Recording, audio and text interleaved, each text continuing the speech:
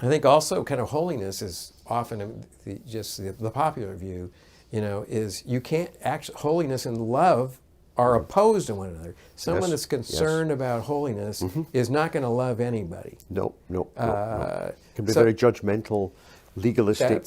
Yes, and my own tradition fell into that and became very legalistic. So how do we talk about that? How do we get past that? How do we see the connection between holiness and love? They're not fighting against each other. No. Now, you cannot reduce one to the other totally. You cannot say holiness is merely love, because then that becomes something quite sentimental. So the holiness of God means that he is holy fire.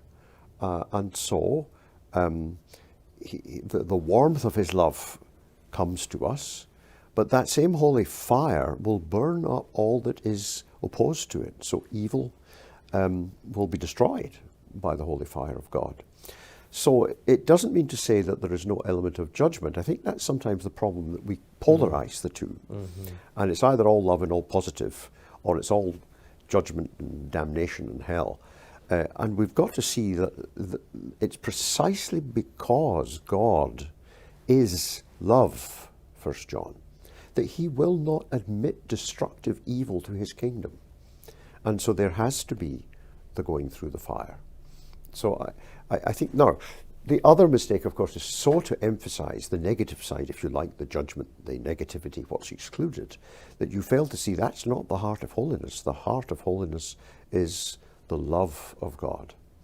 And seeing that in a Trinitarian context, therefore, we see that love is not just something that God evidences externally, as it were, to us. If that were the case, then it could be something incidental to his nature.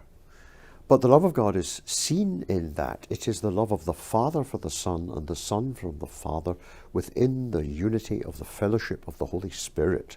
And so holiness is not just something that negatively reacts against sin. If holiness were merely separation from sin, and you know that the root of the Hebrew word is separation, but if holiness were only separation from sin, then how could God be holy before they were sinful creatures to be separate from? So you have to have a more positive understanding. And the love of the Father for the Son for the Father, within the unity of the Holy Spirit, I think helps us to understand that God is love in himself, internally, in his very being, essentially. And so if we are to be holy, for I am holy, Leviticus law to the Israelites. If we are to be holy, it can only be because his Holy Spirit comes into our hearts and remakes us in the image of Jesus.